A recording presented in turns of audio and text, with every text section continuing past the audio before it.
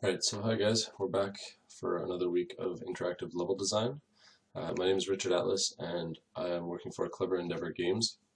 We're making a game called Ultimate Chicken Horse. You can see the art up on the screen there.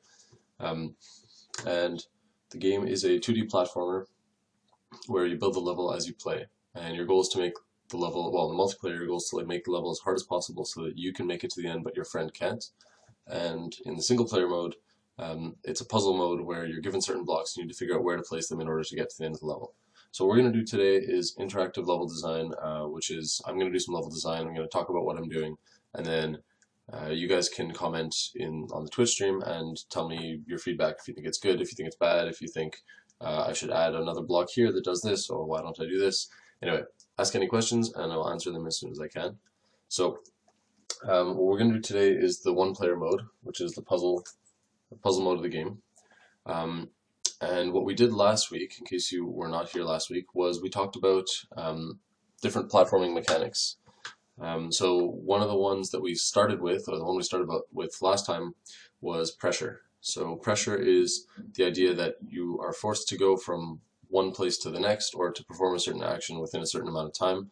Otherwise, in the case of platforming games, then you're going to die, which is not fun for anyone. So that's the idea of pressure, and that's used in all sorts of games, from the first Mario game to Super Meat Boy nowadays to really anything. Pressure is a really commonly used platforming technique. So the next thing that we're going to talk about is timing. So timing is, as you can probably imagine, needing to time things like jumping, running, etc. to make it to the end of the level or to not die. So the interesting challenge in our game, because it's a game where you're actually given certain blocks, the challenge in the game design is that we need to design so that the player is introduced to the blocks and also introduced to the different mechanics that are going to be happening in the game. So we are going to try today to introduce a couple of new mechanics, or reinforce mechanics that have just been introduced, and at the same time we're going to use timing to get that across to the player. So what timing is not, when I talk about pressure, I talk about timing. Those aren't game mechanics so much. I mean, that's probably debatable, but in my opinion, those aren't game mechanics. Those are things that will make the game fun and will make the game interesting. Mechanics would be more like jumping, or in our case, moving platforms or spinning platforms, etc. So yeah, this is the awesome new art. You should thank Kyler, who's our artist, because he's awesome. Anyway, so I'm just going to show you what we did last week. I'm going to show you the level that we designed last week, which was based on pressure. So you'll see very quickly, so I'm going to pop open Unity here. I'm working in Unity 3D. If you don't know the program, don't worry about it. I'll try to explain what I can. At this point, the art in our levels is non-existent, so obviously not final. So don't worry about that. But I'm just going to introduce or show you what we did last week. So you're given certain blocks, you have to figure out how to place them. So this is my inventory. In this case I only put one block because, well, I'll add more blocks later, but I just got lazy last week. So we're going to see a lot of pressure happening right now. So this is the pressure. As you can see, it's giant and evil and scary. And you have to move forward to, well, I just died. But the point of the pressure, obviously, is that the player doesn't really have a choice of how fast they're moving because there's something else behind them that's trying to kill them. And so, yeah, I'm going to try this one more time. Obviously, I'm not very good at my own game. That's okay.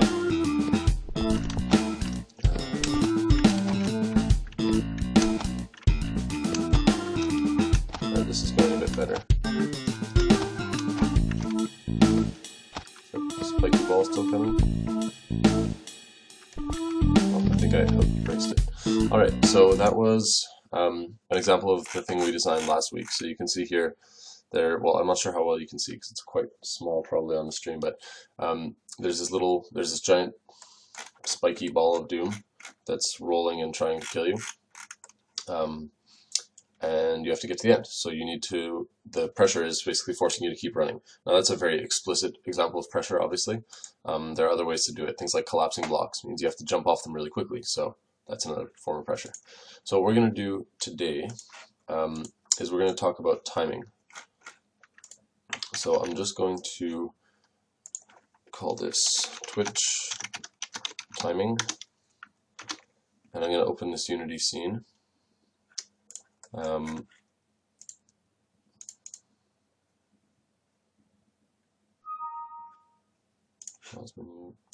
Alright, so now in our Unity scene what we've got is green blocks, which are colliders.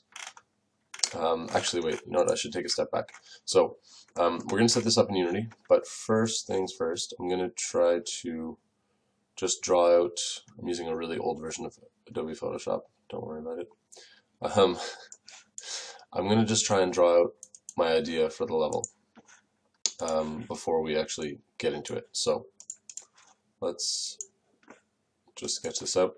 Now, I borrowed a drawing pad from my friend last week and he needed to take it back.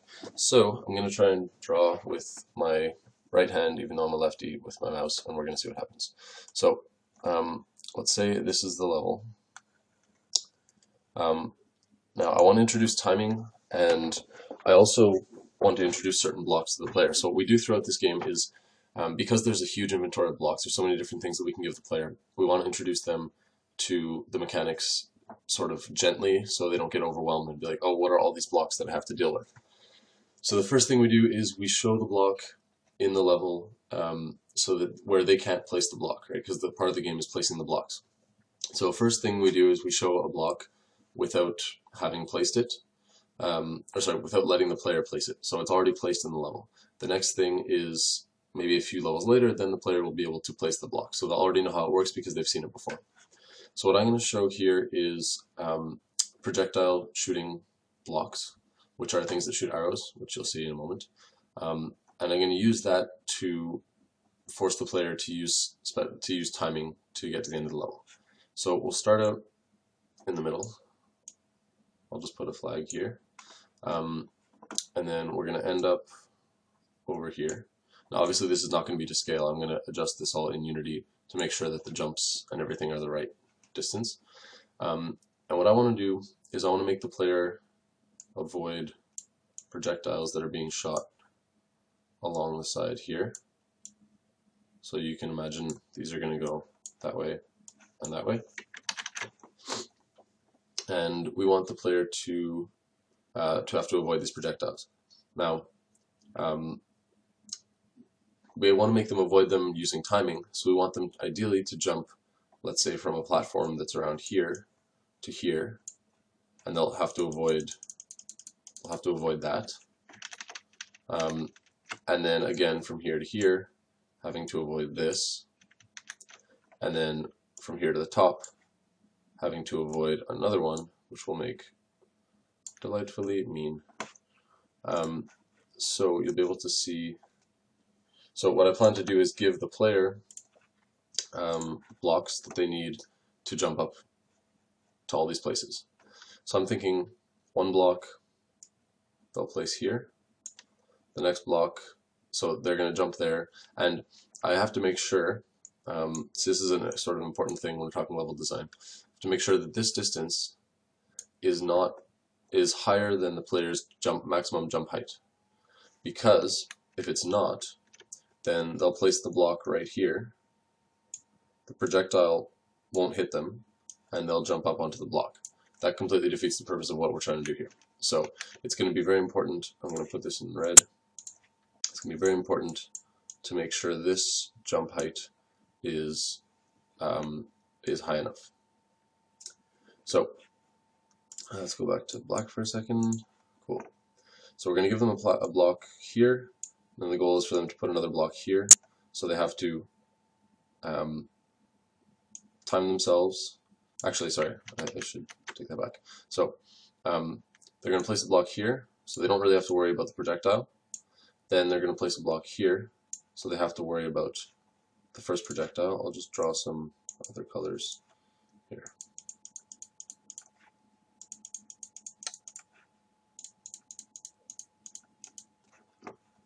So they don't have to worry about the projectile here. The next time they jump here, they definitely do have to worry about this first projectile. They're going to place another block well, it's going to be up to them, but they'll place another block somewhere around there. Here they'll have to worry about this projectile, and then the final jump they have to worry about this last projectile, and even more importantly so because it's going to be exactly the right height of the flag. So this one is a lot less avoidable than the other ones because you necessarily have to jump onto a platform that is the right height for that. So what this leads us to believe, or leads us to conclude, is that we need to give them 3 blocks. Now, players can rotate blocks, so they can put them sideways, they could wall jump off them, they can do any sort of things.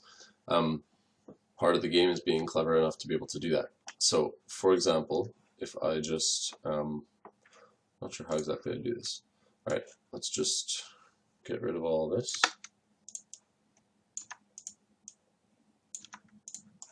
Sure. Alright, so the next, so if someone wanted to, they could place a block like this, which would block the projectile. They could wall jump and land here. Then they'd be sort of a step up because they would have used one block, one platform, while other people might have used 2 to do the same thing. Obviously, the reward for being clever and being skilled is that you have an easier time getting through the level. So that's absolutely fine for us. As long as, in this game especially, because the players are placing blocks themselves, placing platforms and building the level themselves, we want to avoid someone breaking the level, as in doing it extremely easily when it's meant to be done really difficult, but at the same time we want to encourage and reward clever use of blocks and using less blocks than what's given, etc. So I'm just going to hop into Unity, and here we have our level. We have a start position and an end position, so that's the end, that's the start. We have a camera collider, which basically is the outside bounds of our level, so you can see that here. So I'm going to make this taller because, as you can see from the Photoshop image here, it's pretty tall and pretty narrow. And let's make that 32. Sure, and actually we can make it a little bit more narrow. Now, the background, of course, is temporary. It's we don't really have the art implemented. Well, we don't have the art implemented in the 1-player mode at all. In the 2-player mode, it's there, but in the 1-player mode, it's not at this point. So, red. This is a collider that is a hazard, so it basically means you die and then you respawn. So it's important to put that outside of where the camera is. So you can see this green line here is going to be as far as the camera goes. And in that case, I should actually stretch my background just a bit. And now I'm ensuring that the background is going to cover the whole area where the camera is. So I'm going to put this platform and align it to the grid. By the grid, I don't mean the graph paper, I mean the Unity grid. So you can see the graph paper background is just a temporary background. The grid here is actually what Unity uses as its grid, I guess you could say. So the way I'm lining it up now is such that you can place blocks nicely and they'll line up properly against the side of the colliders or side of the walls, etc. So I'm actually going to put this at 0. Put this at 9. Okay, so now this is centered. I'm going to move my start position down into the middle, like we said. I'm just going to try and make this a little bigger. You get a little bit more, you can see a little bit better. So these blue colliders are going to be the boundaries, so the outside of the level, which means you can't wall jump off them. Now I want to make those, actually, you know what, a suggestion we got, we have an alpha build of this game, and by the way, if you want an alpha build of the game, send us an email, go to our site and send us an email, and we will get you a version, and you can playtest it, and you can see what you think, and give us your feedback. So minus that little advertisement. In some of the playtesting, somebody told us that you don't necessarily need to have the boundary of where the camera goes be like something that the player can't wall jump off of. It could just be that they fall to their death off of the level. So I'm going to give that a shot, and we're going to see how that works, because that sounded like a good suggestion to me. So what I'm going to do is make this a lot wider. Let's make it like a lot wider. And now these boundaries, which were used as, well, as outside of the level boundaries, I'm just going to move them out of the way. I'm not going to delete them just yet in case it doesn't work, but anyway, we'll see about that. So the camera collider is a certain width. That's fine. I'm going to move this block up. So we're going to make this a little bit. You have to see where the end of the camera collider is. I'm not sure if you guys can see on the screen at this point, but there's a green line here. That's the end of the camera. That's the edge of the camera, I should say. And so this I'm going to call 5, 11. Okay, so I'm aligning it nicely to the grid. Where's our ending flag? Let's bring that up there. So now, the other thing is that we decide which blocks we're giving to the player. So right now it's set so that you'd only give them one. So what you'll be able to see here is, you should see, alright, so it starts over here, the end is way up here, and if you look at your inventory you only have one block, so obviously this is not going to work. So what we're going to do is we're going to give the player the blocks that we want to give them. We said, if we check back to our Photoshop page, I'll just delete some of this stuff. Beautiful. Alright, so we said what we were going to do was they're going to jump here, and then here, and then here. So at least 3, right? So let's give them 3 and see how that goes. Alright, so in here I'm going to change, the way the code is set up is so that we can actually pick from our inventory of blocks. So you'll see this list pop up. You can't necessarily see all the little assets because the quality is not good, but all these are different blocks that we have available to us. So what we're going to do is give them a couple of different size blocks. I'm going to give a 1x2, a 1x3, and a 1x4. The reason for having them be different is because if they were too big, if they're all 1x4s, it'd be really easy to just wall jump on all of them and avoid all of the projectiles. For example, if you look here, you could easily just put a 1x4, a 1x4, and a 1x4, and then you don't have to deal with projectiles at all. Whereas if I have smaller ones, maybe if you have a 1x2 and then a 1x4, you might not be able to make that. Wall jump. We could make a volcano. So somebody, for the YouTuber watchers, somebody said make a volcano. I guess I'll ask them. So what would the volcano do? Because we're always open to new ideas for new blocks, and obviously any cool, crazy ideas are interesting. But what would you suggest that it would do? We actually do have a similar-ish kind of block, which I can show you in a moment, which is a fire hydrant that shoots water up, so you can stand on it, and you stand on it. It's like it goes up at intervals, and you can stand on the water when it's there, and then when it disappears, you fall off it. So I can show you guys that later, but right now let's see. Alright, so we said we wanted to give them those blocks. Let's see how that works. Start down at the bottom, and you see we can have these 3 blocks that we're able to place. I have a feeling it'll still be too high. Yeah. So let's see. Oops, completely just died.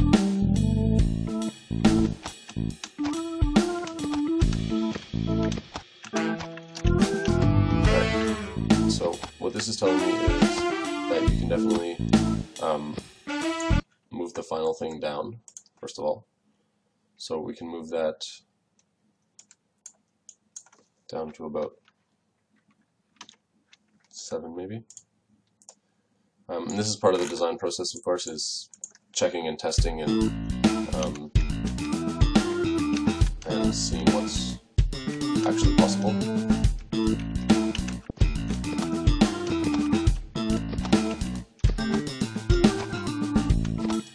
almost there. Now this is exactly the height that the player can jump, right? So that's we wanted to make sure, if we look back to Photoshop, we wanted to make sure that this red thing here is exactly the height that the or is more than the height than the player can jump, right? So that means from this height we see. So I'm just going to place it one more time.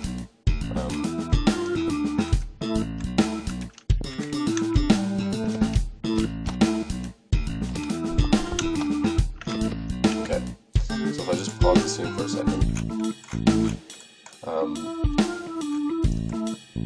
then we see it's from the ground. There's 1, 2, 3, 4, 5 blocks. So five units is how high they can jump. So we're just going to keep that in mind when we do the rest of the design. Back to the volcano thing. So the person said the volcano would be something that would be on the ground, shoot lava up, and would give damage. So give damage in our case, I think, would be killing the player, but that's actually a very good idea, and I think I'm going to put it down on my list of things, which I have on my phone. I'm going to write that down right now.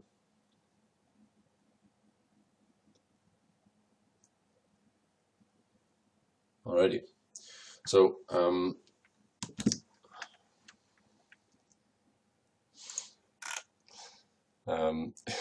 cool. So I'm listening to some pretty good comments actually. Somebody also said combine it with like acid rain or hail. So I'm not sure in terms of both volcano and hail and so on. I'm not sure we'd actually go with those themes in the sense of I'm not sure we'd actually use hail or volcano, but definitely a block that actually that could be quite cool. So the game is sort of, the theme of the game is very like build it yourself, kind of these things that are thrown together by these cute animals, as you saw, like the horse character, and there's a chicken character, and there's going to be others. So it would have to be something that's similar to that, that does the same kind of thing, but has a sort of theme that is more, I guess, more conducive to the theme, right? Because one is like volcano and hail and so on is a lot more. It's a lot more like natural disaster-y and like the world is attacking you, whereas in this game the basis is really like you're building things. Then again, a classic like papier-mâché volcano thing is something that kids do in science fair and science class all the time, so who knows, maybe that's something that we will, well, that is something I'll discuss with the artist and my teammates, because that's a cool idea. Alright, so I'm just going to move this stuff around a little bit, and we're going to work on back on this level.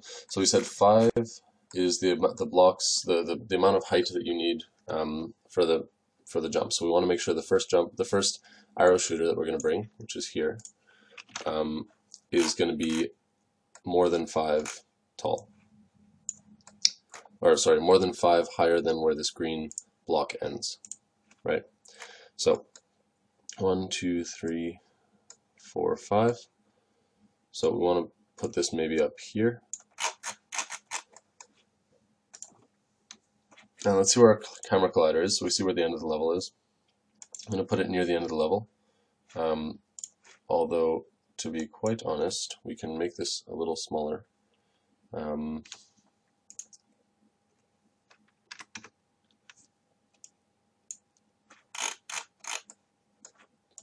Make this quite a bit smaller, actually. Alright, so I'm just going to slide this over to here.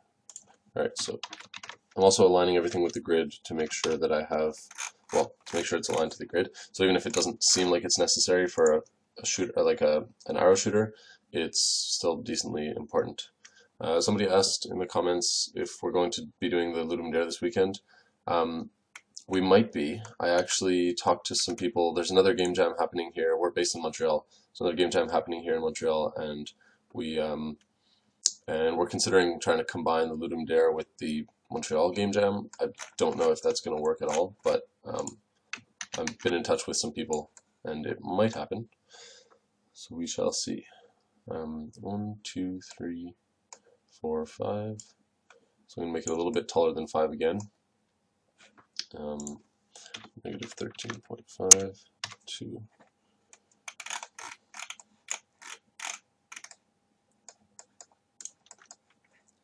Alright, so now I'm going to bring this down again a little bit. So I'm going to bring this down to 5 or so. And we're going to see if it's too hard, too easy, or none of the above.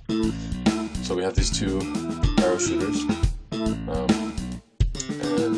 we're going to place some blocks. So this one we'll place here, let's say. This one here. Okay, so we have our arrows shooting, and we need to use timing, obviously, to jump up to here. Now, ideally, I wouldn't place this too high for my jump. Right? So, actually, in both cases, I think. Yeah, exactly. I placed it at 6. So, if I'm a player playing this game, I'm going to say, okay, well, this obviously didn't work. Let's reset our blocks. Let's try again. So, I'm going to make it a little bit less high.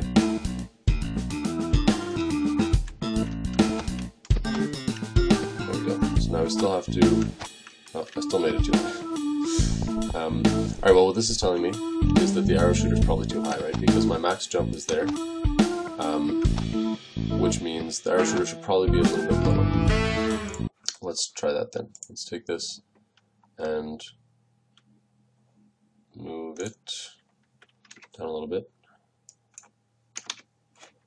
So I've been ignoring the comments for a second.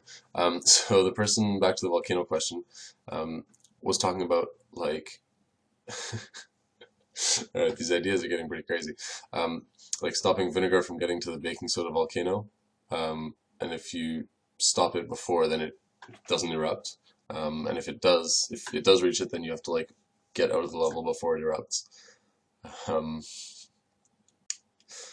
Yeah, this is some pretty crazy ideas, but it's definitely stuff to think about. Especially, I like the idea of interactive blocks. So maybe you have something on the top of the level, and then the volcano thing on the bottom of the level, and the thing on the top sort of drips, and if it reaches the volcano on the bottom, then it becomes a hazard. It becomes something that shoots something, like shoots lava up.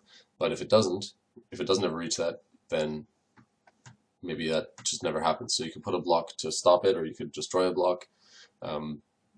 Anyway, they're all very interesting ideas. Alright, so I'm just going to check back here. So we made that quick adjustment and we moved down the arrow shooter. So now we should get a bit of an easier time. Alright, so here we have timing, great.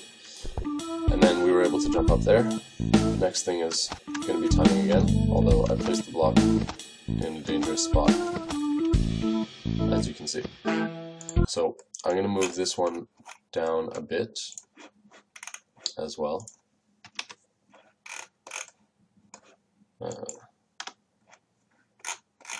We're going to see if the person can actually place the block. Oh, oops, sorry about that. I didn't realize you guys were hearing, yeah, there's an audio issue. I didn't realize you guys were hearing the video, or hearing the game audio while I was speaking. That should be better now though, yes. Just let me know if that's better in the comments, please. And, alright, so let's try this again. Move things down a bit.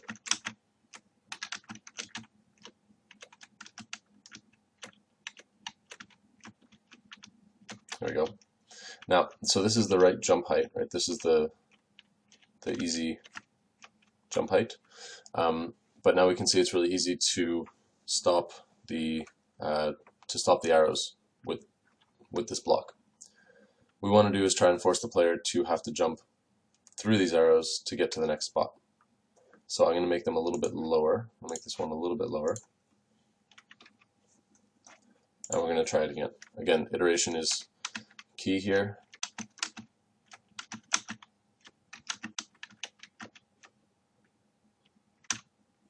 so I made that too high again. I'm going to try same level, configuration, everything.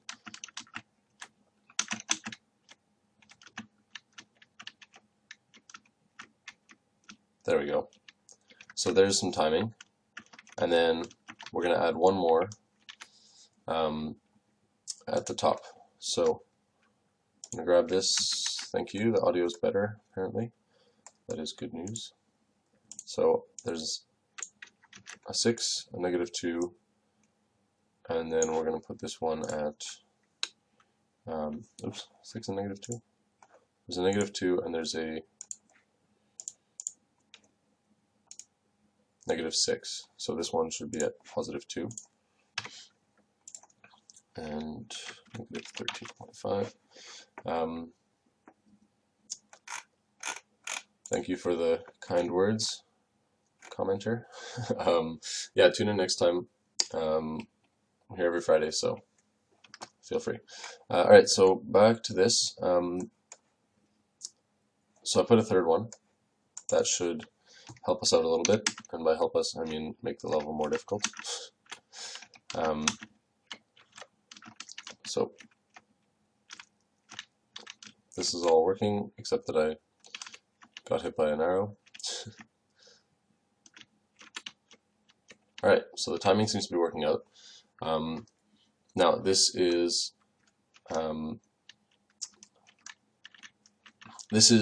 for a jump height of, it seems, 4 instead of 5. Let's see what happens if I make the jump height a little bit higher, or since say make the jump height a little higher, place the platforms a little bit further apart so that I can get the sort of maximum jump height, which is, yeah, which is clearly not that one. So if we look here, we should see this is going to be 1, so 1, 2, 3, 4, oh, it is 5, alright, that's strange.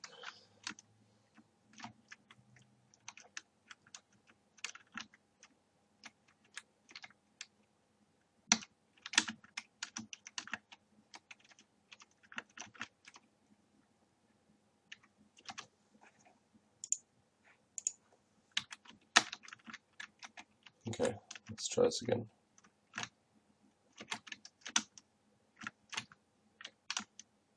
Alright, so 5 was wrong, it's actually 4 is the jump height, that is the maximum jump height.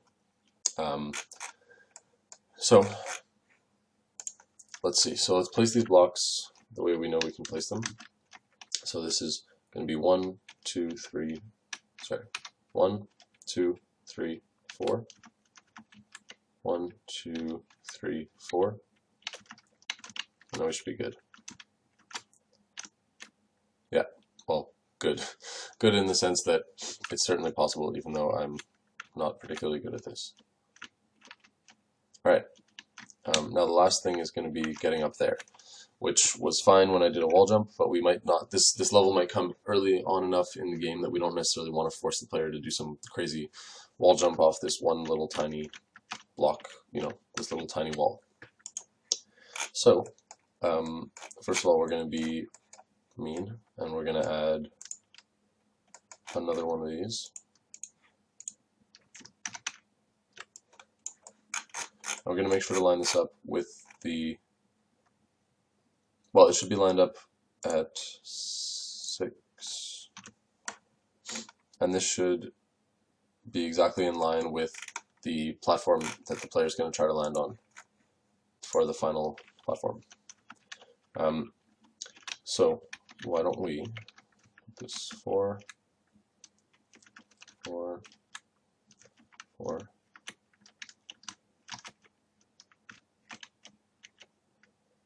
and now we have a bit of a difficult situation.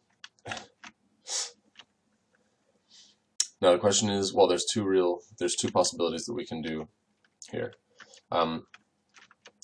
This is, as we said, pretty much the highest you can place these blocks, and this jump is still just a little bit too high.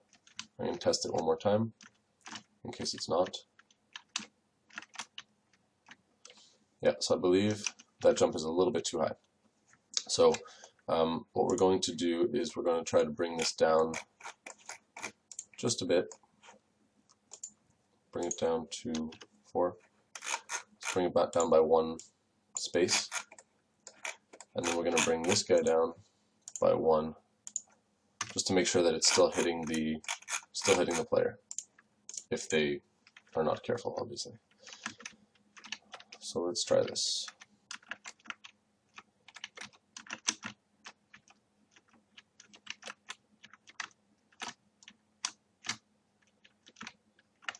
All right. So you can see this level's not particularly difficult, assuming your timing is okay, but that doesn't really matter. It doesn't have to be, not every level has to be punishingly difficult, like in the further levels of Super Meat Boy and so on. As we saw people playing our the alpha of our game, we also noticed that like the way we design the alpha so far is that we have levels, let's say 1 to 16 or so, and then it starts ramping up like crazy, and you get like level 25, 35, 65, 120. So it gets really difficult really fast.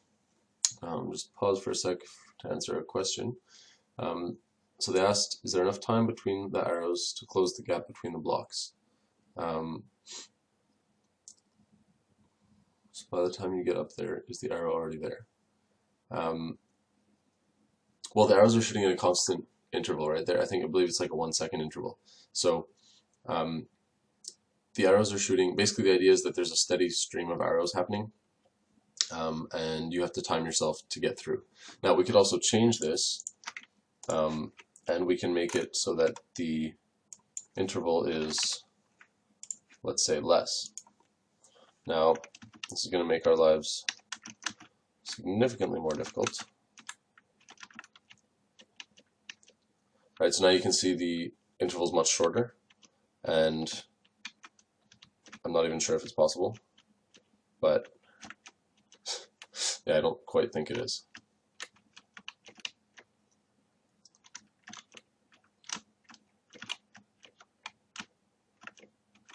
Yeah, I'm not sure that's possible. But the point is that we can change these intervals, so depending on the way we want to design a level, we can change them to do whatever we want. What I like about this is that it's not too difficult at this point.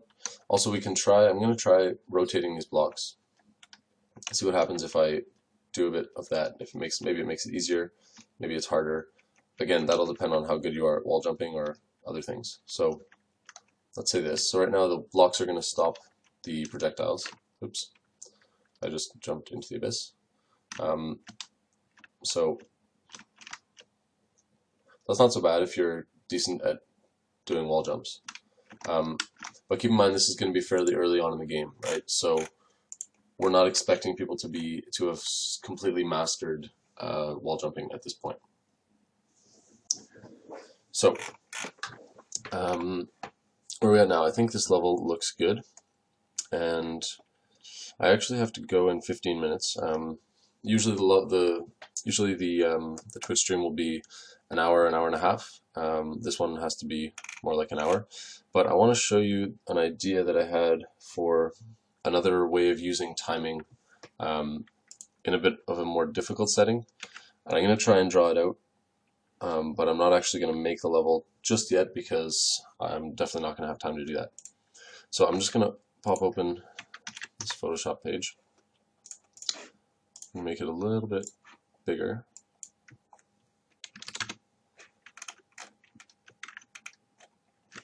Alright, so I wanted to show you guys what I was thinking in terms of another way to do pressure. So, another way to do timing.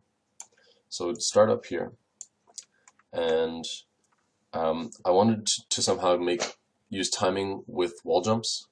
So we've already introduced wall jumps, we've already introduced all the things that are going to be in the level, but we're going to use timing for wall jumps, which is going to be a little bit more complicated. And we're also going to introduce a new block, which people haven't seen before, which actually I think the person who was talking about it already left. Oh no, they didn't. Alright, so I'll show you my thoughts. Again, none of this would be to scale, this is just kind of, alright, so this would all be spikes, and this would be spikes, and then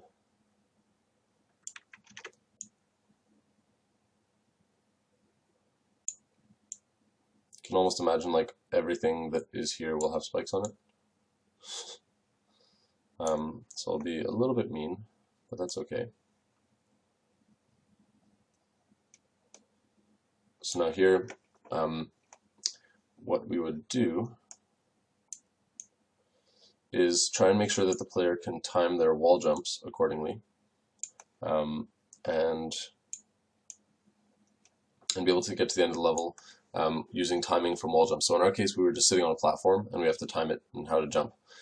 In this next case, which actually I'll just erase this. In this next case, you don't have the choice of waiting on your block until you feel comfortable and jumping. You're gonna have to wall jump pretty much as soon as you can. Again, this is not to scale and looks impossible at this point, but it's not. So here, this would stretch out a little bit. So you can see here is the goal would be to get the player to jump here, slide down the wall, and then wall jump, slide down the wall, and then wall jump to a platform that they're going to place, or if they're good, they can curve and land here. And then they're going to have to get up, so I'm just going to erase that. And then their goal is going to be to get up to a flag up here, but they're going to have to avoid, it's just a spiky ball of doom that's going to be going back and forth along this wall. And that is that. So the timing part is going to be those two wall jumps that I talked about before. So sliding, wall jump, sliding, wall jump. It won't be possible to go here because these spikes will stick out too much. Now, we're also giving the player certain blocks, right? So maybe they can use those in clever ways. No one's saying that they can't do that. I should say this is going to be connected here, so you can't jump through there. All right, so we're going to use, we're going to give them the geyser, which is, I'll show you just quickly the block that we're talking about. So it's a fire hydrant. So if I just show in this level, and place it, I'll just place the other ones wherever. So this makes water shoot up, so you can stand up on the water, and then it stops. This is also a timing thing because you're going to need to wait to make sure that you're all the way at the top of the water when you do your jump, right? So let's go back here. So we're going to give the player one of the fire hydrant. I'll just write them down in gray. So, oops. So 1 times, I'm going to try and draw a fire hydrant. It's going to be not so good. Looks a little bit phallic. Sorry about that. Alright, so 1 times the fire hydrant, 1 times a 1x2 block, and then 1 times a 1x4 block. Now the reason I want to give these blocks to them is because what I'm envisioning when I design these levels, I envision basically where they would place these blocks, and then people find new ways to do it, and then I find new ways to do it also. But it's kind of cool to see. It's kind of cool to see how other people play the level after you've designed it. But so I'm thinking that someone will do their wall jumps. So like I said, wall jump here, wall jump here. They'll place the 2 block here so they can land on it. They'll walk off, they'll do this. They'll place the fire hydrant here, so that's gonna shoot things out. They'll jump. They'll have to time, again, timing. They'll have to time their wall jump because this ball of death is going to be there. They'll have to jump around it, and they'll have to place the 1x4 block probably this way, so they can wall jump, and they can either wall jump off or they can wall jump up onto the same one, and then, sorry, get to the top. So that's my thought. Somebody asked if it's a closed alpha. No, it's not. If you want to send us an email, please do, and we will send you a build of the alpha. It's still buggy, obviously, and the art's not final, but it's definitely playable, and I would appreciate anyone who wanted to try it. If you want to try it multiplayer or single player, show your friends, obviously. Any feedback is appreciated. So here we go. That's a whole lot of scribbling on this page, but this is kind of my idea for the design of another level that uses a lot of different elements of timing. So you can see the different elements of timing will come. The different elements of timing will come in through the timed wall jumping, and then the next timed wall jumping near the spiky ball that's moving back and forth. So the email, well, actually, you could check out on the website. I just put the link to the website here. I'm going to put the link as well in the description for the YouTube channel, for the YouTube video. And you can go to the contact us page and send us an email there. Otherwise, you can always send me an email directly here. So you can send me an email directly there if you want, and let me know.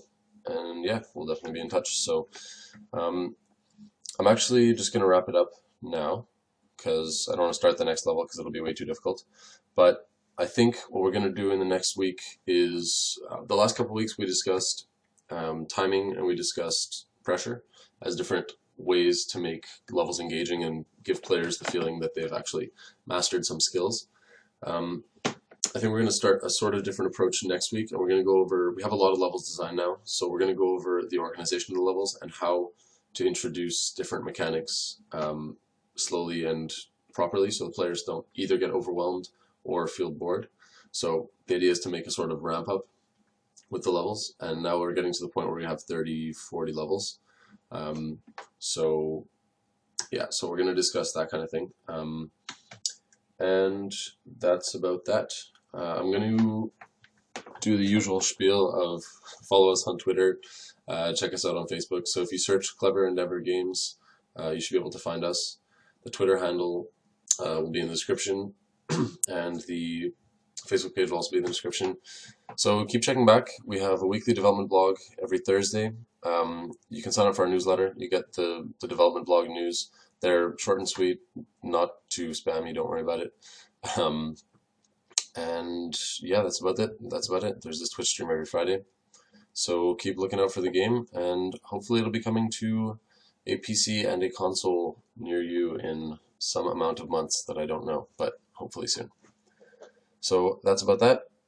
I'll see you guys next time. Ciao.